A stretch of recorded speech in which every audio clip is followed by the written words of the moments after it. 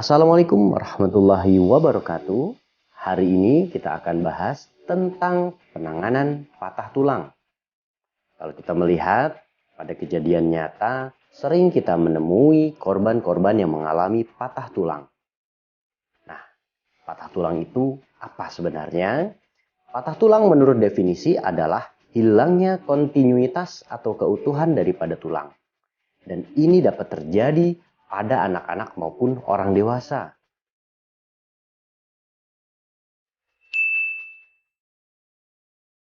Patah tulang atau dalam istilah medisnya adalah fraktur memiliki tanda dan gejala, yaitu adanya perubahan bentuk.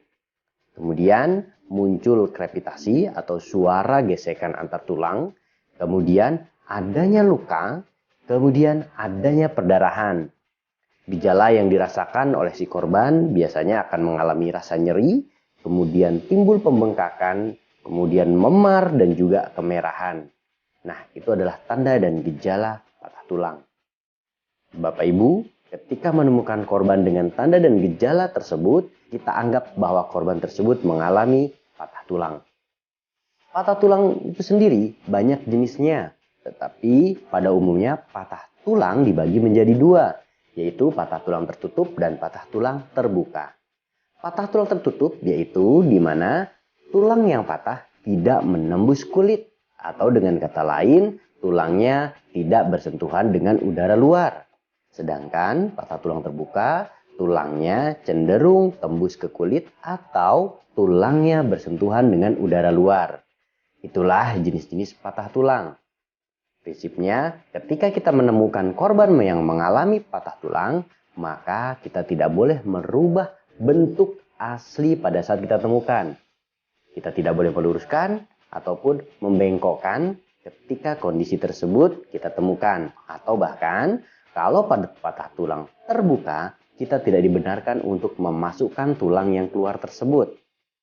Nah, selanjutnya, apa yang harus kita lakukan pada saat kita menemukan korban yang mengalami patah tulang? Ketika kita melihat korban, segera hubungi bantuan. Bisa menelpon nomor 112 atau nomor telepon ambulans atau rumah sakit terdekat. Sehingga korban akan cepat ditangani dengan benar. Lalu, bagaimana kita melakukan pembidayaan yang benar? Kita melakukan pembidayaan yang benar. Yang pertama, bahwa pastikan diri kita sudah menggunakan APD, yaitu dari mulai sarung tangan, kacamata, masker, dan kelengkapan lainnya. Pastikan juga bahwa kondisi rekan kita, kondisi teman kita, kondisi orang di sekitar kita dalam keadaan aman, tidak terancam bahaya. Kemudian, amankan atau stabilkan kondisi si korban. Mulai dari airway, breathing sirkulasi, kemudian ketika ada perdarahan, hentikan perdarahannya terlebih dahulu. Jika pasiennya sadar, terangkan tindakan apa yang akan kita lakukan.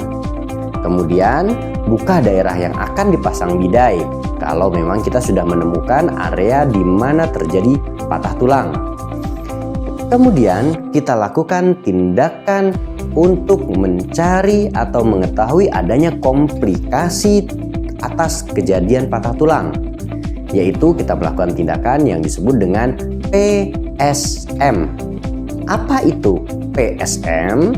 PSM adalah singkatan dari pulsasi, yaitu untuk mencari denyut nadi, sensorik, yaitu rasa pada pasien dengan cara merangsang bagian telapak kaki atau bagian telapak tangan pada si korban. Tanyakan kepada korban apakah rangsangan yang kita lakukan tersebut dirasakan oleh si korban. Kemudian M yaitu motorik, yaitu dengan cara meminta korban untuk menggerakkan bagian ujung yang cedera tadi. Kalau di tangan, maka tangannya diminta bagian telapak tangannya atau bagian jari-jarinya untuk bergerak. Begitu pula pada kaki. Ketika kakinya mengalami cedera, maka meminta bagian kakinya untuk bergerak atau bagian ujung jarinya untuk bergerak. Kemudian, lakukan penarikan ringan dan juga imobilisasi secara manual. Penarikan ringan ini boleh dilakukan, boleh tidak.